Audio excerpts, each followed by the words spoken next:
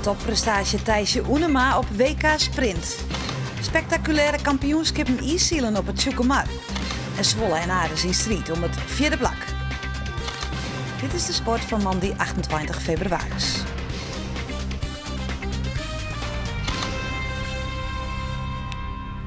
Goeien en welkom bij Boppenslag. We komen joen ook nog in de kunde met een bijzondere sport. Beoefenen troch de snitser Gert Koetje. Hij docht een skeleton en dat is op een liedje met een neetgong van de bergen. Maar we beginnen in Salt Lake City bij het WK Sprint. Want het wie een geweldig WK Sprint dit weekend voor Thijsje Oenema.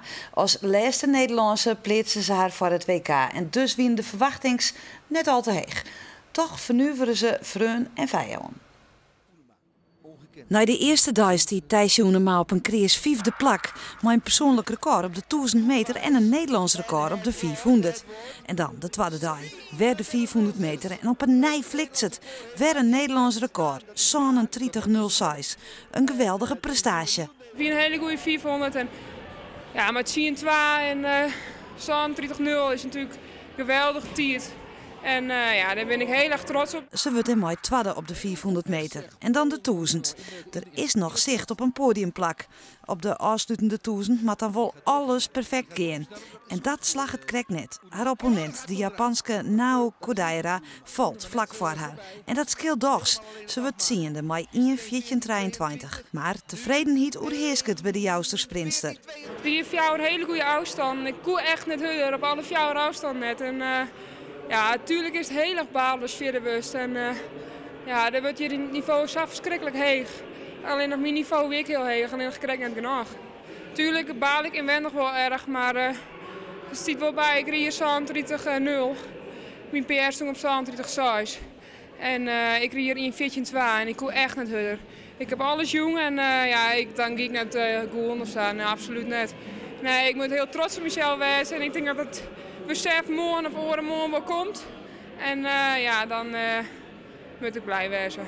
Vorig jaar werd ik tiende en nu werd ik vierde en ik riet zoveel hudden nou weer. En Martje zijn gigantische stappen en dat is eigenlijk gewoon heel mooi. Dan Margot Boer van Gwaien Griep. Zij had een minder gelukkig toernooi. Ze wordt in het eindklassement zonde. Ze vond het dan ik dreigeleer. Het was wel hoge sprintgeweld, hoge concurrentie en werd gewoon ontzettend hard gereden.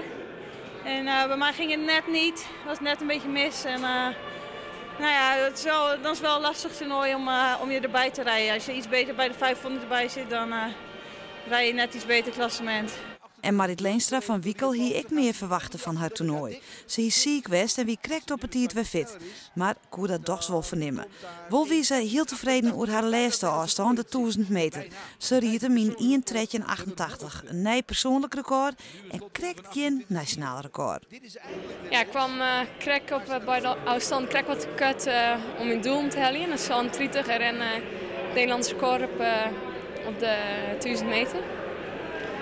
Maar wel bij de afstand een PR. Dus ja, zo heb ik nog nooit rijden, dus daar ben ik voor blij mee. En dan het ijs in uw eigen provincie. Voor de 5e keer op Riegen koe het NK ijszielen op Natuurijs uitskreun. Een record. Op het Tjúkemar bij Dalsterhuizen verdiende Jan Heida van Snits zijn nationale titel. Arune Waansi waard Heida bij het Iepen Fries kampioenschap treden, ook op het Tjúkemar. En van het weekend mikte hij weer op een podiumplak. We zeggen sneun bij de finale van het NK dat troch de Huddewien een spectaculair verring krijgen zou. Het jocht er vrolijk uit op het Tjúkemar bij Dalsterhuizen. Sneun de monen hem wijd zien. Maar in de rim van de dag helpt de wien on. Na wien krijgt 5, maar uitzitters naar 6. Een grote omschakeling voor de ijszielers na het mistige en rijstige waar van de vreeds. De meesten hien klauwen het spul op het ijs te houden. En Jan Heida, de titelverdediger, hiermee nummer 434, vreet nog een tweede plak. Sneun hier hij het hartstikke dreig. Hij is 3 zuil. Hij is een bal zuil voor minder wien. En iets vlakker zuil voor de tussenin en een vlak zuil. Ja, eigenlijk zou nou dat vlakke zuil erop moeten, maar heb ik maar het bolle zuil zield en nu zet ik dat oren erop, de tussenin zuil. Dus ja, ik kan niks meer verhoren. Dus ik moet nou gewoon het beste reformatie en dan ja. We treffen een oude bekende van de Simmer, Berend Mink, scootjeskipper van de hele mannen. Maar winterdijs staat er op het ijs. Nou ja, winter is iets hobby ijsziel. En ik had zelf jaren dienen en nu ben ik wat coach en materialen maar van mijn zoon Joop. En die doet jou wat maaien. Maar ja, zo'n fors bestuur dat ik hij is hij maar een maandje en het wordt nog hut. Dus ik hou mijn hart vast, als ik eerlijk ben. Joop Mink, hier uiterst Ros, die had het heel zwier op het Sjoekomar. En de vlagen helje uit. En helemaal Ros in beeld is te zien dat Mink zijn boord net meer onder controle houden kan. Jan Heida had die tussen orenijzers onder de boordingen. Normaal voer ik mijn platen, omdat het dun, hij is enorme sneerdun, die ben vrij heeg. En dus ja, deze schaatsen die ben wat platter. Dus er komt vrij snel maar het hout wat er omheen zit, komt in die dun. Dus dat remt verschrikkelijk. En met deze heroïne is het eigenlijk, ja, dan ga je zomaar in de ruimte. En dat gebeurde ik een wedstrijd. Dus nou ja, ik hier geen keuze. Dus nu heb ik deze ben 90 graden en die ben goed scherp. Dus nou, ja, ik hier een beetje de gak genomen van het waait het. Dus hij gaat er wel terug met deze schaatsen. Dus dat gaat op zich dat wel. Joop Mink kiest ervoor de vierde race te verlitten. Hij vertrouwt het net meer. Ik word vergeleken met de eerste 2 wedstrijden net uitschouwen. Dus ik ben een slag in de rond gegaan bij de benedenste tonnen en toen ben ik uitgeskijd. Want ik had nog een harde windzeiltje lezen en ik denk of die zet ik erop of ik sky helemaal uit. Want het is hobby, dus ik word speel ik net fijn ha. Ik denk dat het hem eerst wel aardig te hut waait, maar van de andere kant, daar leer ik van. En de wien helpt meer en meer aan en de loft berent. De 5e start is dit van Jan Heida. Hij weet dat hij zijn titel kwijt is, maar het zaande plak in het tussenklassement. Maar beziekert er toch nog wat van de meidje. Het waait uit het ricket en dat levert spectaculaire beelden op. De meesten krijg je onder de druk van de wien.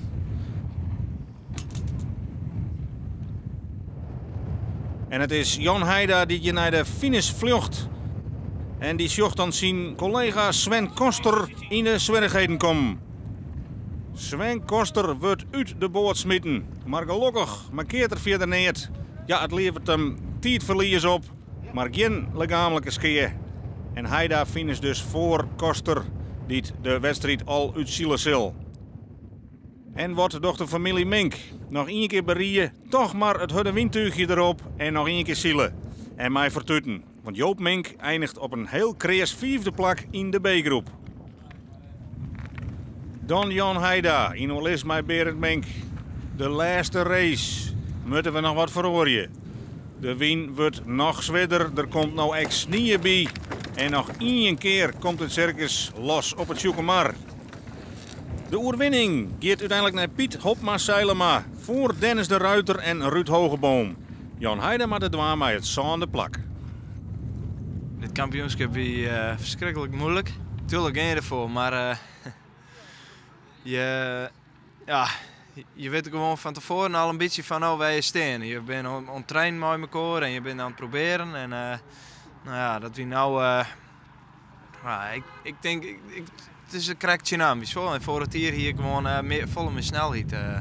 En dan ga je heel oors het kampioenschap in. En nou maken ze het beste ervan. En nou goed, op zich is het net heel slecht, maar ja, je wil winnen. Dus ja.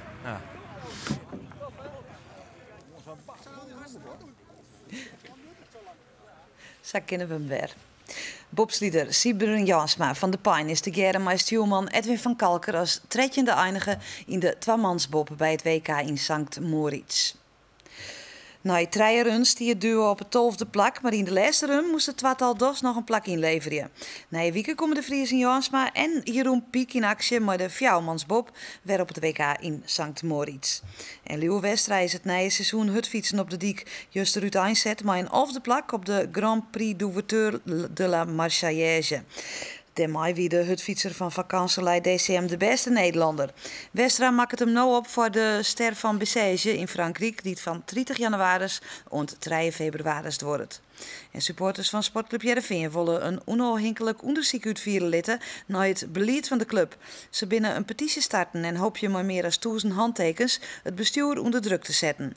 Jeder al liet het oud-voorzitter Riemer van de Velde weten dat er graag zo'n onderzoek houden wil. Directie en de Rier van Commissarissen wiezen dit verzoek aan. De initiatiefnemers van de petitie concluderen dat er op dit stuit een soort onrust is binnen en boeten de club.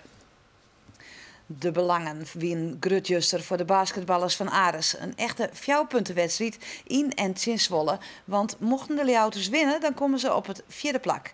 Maar bij verlies zakje ze naar zo'n 7e plak. Ziekte teist het Ares. En daarom maait deze Peterson voor het eerst bij Ares in je maai. Valentijn Liedmeijer is net fit en zit dus op de bank. En Greg O is zo ziek dat hij thuis zit. Een diepe zucht en nagelbieten dus voor coach Erik Braal. De beginfase is voor Zwolle. Ares begint slap. Boven dat smiet Zwolle de treien punten zien. Onvrede is dan ik groot bij coach Erik Braal in de beginfase.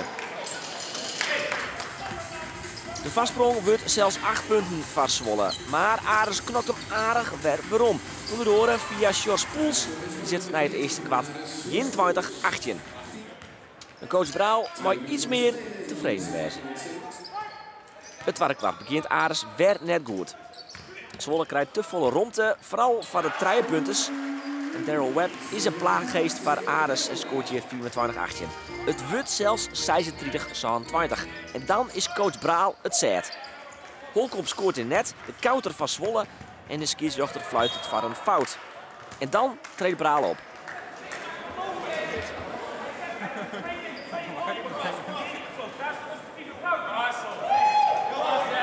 Hij is het duidelijk net niet eens maar de scheidsrechter. Het spul gaat dan Wolf Jidder. Maar dan krijgt Braal een technische foutje in.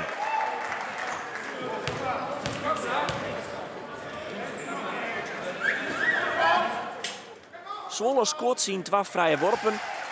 Maar er komt wel wat meer gif in het spul van Ares. Hier nog de score van Zondervan. Maar het begint wel wat beter te rin bij de Leeuwters. Tjude Paula, Holkomp en dan de bal bij Tjude Paula. Spelen sowieso een goede wedstrijd en scoort hier de treipunter. De rest dan is dan 46-39, nog wel van Zwolle. Maar na de rest komt Ares furieus uit de kleikamer. Onder leiding van een sterke Tjude Paula knokt Ares hem in het tweede kwart starig onwerom. Hier de score in de buzzer. Extra lekker dus. En sterker nog, Ares komt zelfs weer op Liekese Hichte. Hier wordt het namelijk 50-50 terug Sjors Poels. En Zwolle begint te missen. De fastbreak van de Paula. En de score. En dat rint dus in prima bij Ares. Hier de enige Fries op het veld. Onderkant van Zwolle, Arno Bunnig. Scoort de treipunter. Nog wel een dompelke. Ze krijgt van het begin van het vierde kwart. 60-60 dan de stand. Dit is het begin van dat vierde kwart. Het laatste kwart. En de man in Giel beginnen voor goed. Tanner Smit jaren. Ja, dan zit je vanzelfs vod lekker in dat vierde kwart. In de flow. De treipunter van Tanner Smit. En dat is je dan voor de man van de wedstrijd, Daryl Webb. Krijgt je de bal. Boom. Vrije dunk van Webb. En het god is groot. 8 punten, 69 van Zwolle. Maar Ares bloot er niet leeuwen. En via de vrije worpen komen ze weer een beetje weer om. Hier 4 punten het god. 69, 74. Nog 1 minuut te gaan. Het god wordt terug Holkomp. Hier dan weer 4 punten. En dan onoplettend verdedigen hier aan de kant van Zwolle. Balverlies. Allereerst, ja, Tjude Paula komt erbij. En dan is dit dus eigenlijk het moment, maar nog een lietse minuut te gaan. Kerazi met de trijpunter. Oh, die keert er dan krekt uit. Vierde basket rollt hij eruit. En dan in de break. De fout ik nog eens een keer. En ja, dan weten ze het eigenlijk wel aan de kant van Ares. Het zit er net meer in. Dat God is te groot. Boven dat rent Zwolle dan ik nog eens een keer uit via de vrijworpen. En wordt de eindstand uiteindelijk 87-77 in het voordeel van Landstede Zwolle. Nou, ik denk dat wij vooral een aanvallend team zijn. Ik bedoel, dat is wel duidelijk. Hè. We scoren vrij makkelijk over het algemeen. Dat betekent dat als het aanvallend niet zo lekker loopt, dat je vooral bezig bent met daarmee. En dat er wat minder geconcentreerdheid is om goed te verdedigen. Dat is gewoon de makker van een jong team, onervaren team. En dat is iets wat we beter moeten doen. De stand dan. Ares stiet nou dus net op het vierde, maar op het zondeplak. Al stiet het in die middenmoord allegear wel heel dicht bij elkaar. Toen die een bekerduel voor Ares in Utrecht, die een divisie leger speelde. Sneun een kreker, de derby van het noorden, want dan komt de noemer Treije Greens op bezitten. Skeleton, dat is met een sliede op de buik, met de hollen naar voren, naar onderen ta. En dat dan met een snelheid van meer dan 100 kilometer in het uur. Gert Koetje is aan adrenaline junk. De 22-jarige snitser debuteerde verleden week op het hoogste niveau. En dat wilst hij eens nog maar krek begonnen is met Skeleton. Het verhaal van Gert Koetje is een bijzonder verhaal. In 2011 wie hij een van de 100 belangstellenden die reageren op een oproep in de kranten. Koetje die mooi on de selectiedag. En oelibbe Else Skifting. En nou, amper 2 jaar later, had Gert Koetje zijn debuut maken op het hoogste niveau. Nee, ik had zelf niet verwacht dat het zo snel zou gaan. Ik had het wel gehoopt natuurlijk. Maar tijdens de Europa Cup wedstrijden presteerde ik op zich wel goed. Elke keer wel bij de eerste 30 en tijdens de Intercontinental Cup nog beter. En dat is eigenlijk een competitie hoger, dus dat had ik helemaal niet verwacht. Daar zat ik ook elke keer bij de eerste 30.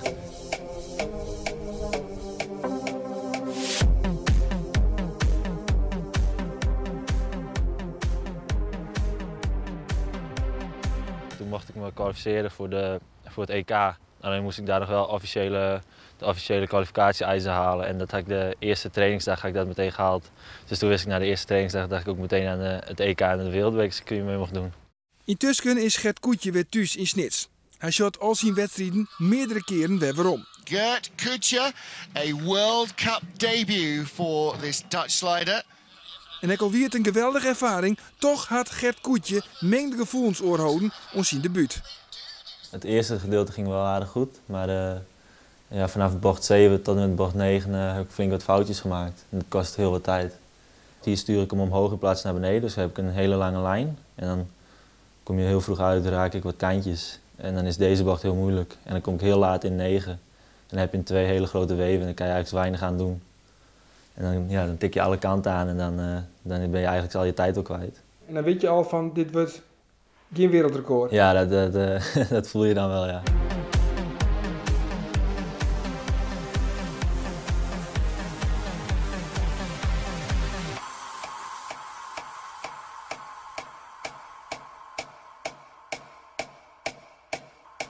Skeleton is net een ongevaarlijke sport. Het gaat hut. Het gaat heel hut. Op een baan in Salt Lake City begelijks gaat het met snelheden van 130 kilometer in het uur en onder een ta.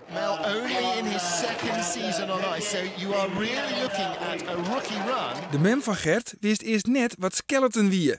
En dat is maar goed ek, want oors hier Gert misschien wel een andere sport kiezen matten. De eerste keer dat wij in Innsbruck waren, toen wie er een Australische coach en die zei van, have you taken some Valium? Zeiden we, is dat spannend? Nou ja, hij zei, als je het voor de eerste keer ziet, dan is het wel heel spannend. Nou, dat wie ik zo, want het weer, ja, dus eerst in een bocht en het is zoef in één keer en, dat wie get. En dan just op het boord en dan is voor mij het enigste, het eerste is van, is hij beneden en is alles goed? En dan van, hoe snel weer het?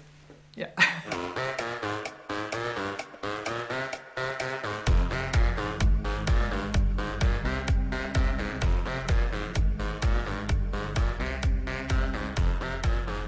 Zeg je Skeleton, dan denk je net gelijk aan Nederland.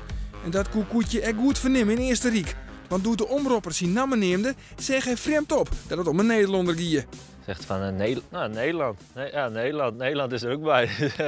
Ja, dat is wel heel leuk om te zien. Om naar de Olympische Spelen in Sochi te gaan, is de kwalificatie eerst om minimaal bij de eerste 8 te eindigen op een wereldbeker. En dat is net realistisch. Wat wel helder is, dat binnen de Spelen in 2018.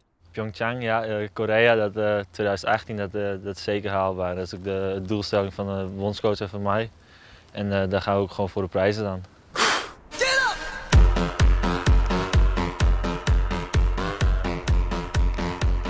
Gert Kutscher, a World Cup debut for this Dutch slider.